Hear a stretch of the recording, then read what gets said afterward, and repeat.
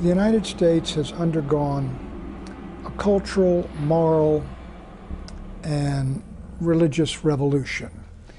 And a militant secularism has arisen in this country. It's always had a hold on the intellectual and academic elites. But in the 1960s, it captured the young in the universities and the colleges, and we had this great battle, cultural war begin then nationally.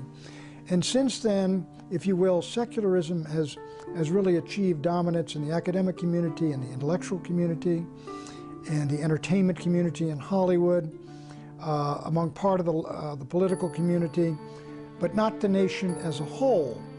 However, it is much stronger than it was, and so this is the basis of the great cultural war we're undergoing right now. And this militant, it is an anti-Christian, anti-God, anti-traditionalist revolution. It's partly the sexual revolution has a lot to do with it and how people live. And so we are two countries now. We are two countries morally and socially and culturally and theologically, and cultural wars do not lend themselves to peaceful coexistence. One side prevails or the other prevails, and the truth is that while the conservatives, in my judgment, we won the Cold War with political and economic communism, we've lost the cultural war with cultural Marxism, which I think has prevailed pretty much in the United States, or is now the dominant culture, whereas those of us who are traditionalists, we are, if you will, the counterculture. What exactly is cultural Marxism, the dominant culture of today? How did the founders of communism figure out a way to take over our country, not with guns and weapons, but with values and ideas? Let's take a closer look at this and see exactly how it happened.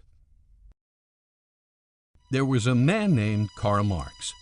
Marx got an idea. His idea was that the workers of the world should unite and rise up to counter an evil foe, that foe being capitalism. Capitalism, the idea that people and private companies should be able to own the means of production and be free to earn and have as much as they wished, was anathema to Marx. Marx felt the state should own the means of production, as well as products produced, and then the state should distribute a fair share of all such products to each and every worker. Thus, in his book, The Communist Manifesto, Karl Marx thundered, "Workers of the world, unite!" Sure that he had a principle to unify all workers in every country, Marx looked forward to eventually taking over the world. Karl Marx believed that you would have a rebellion by the workers against the capitalist system, which would then create a Marxist communist society where you would have dictatorship of the proletariat.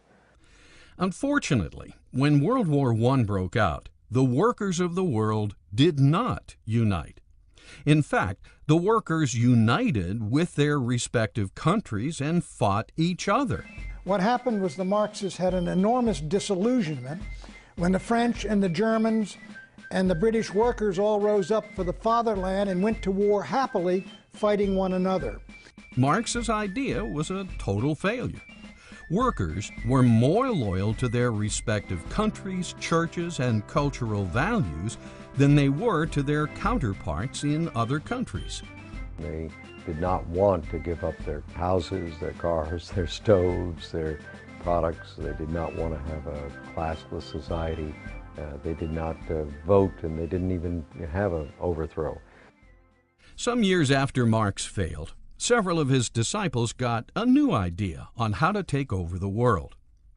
One of his disciples, Antonio Gramsci, while where else but in prison, wrote up a series of plans, now known as the Prison Notebooks.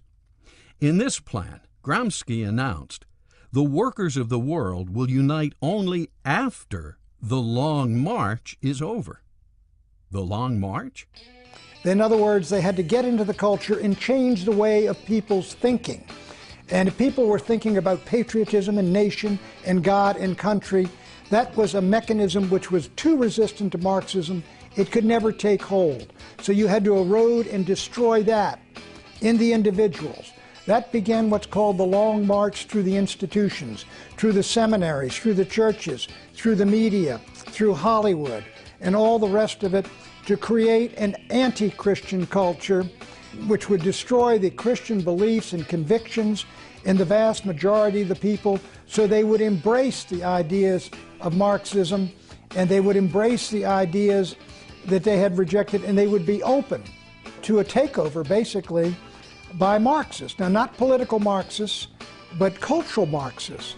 Rather than workers uniting and marching into battle, thus seizing power through force, they would make a long march through the institutions.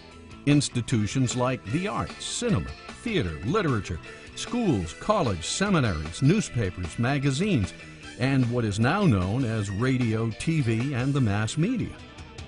Once this march is over, all the barriers to the acceptance of Marxism will have been quietly and systematically removed.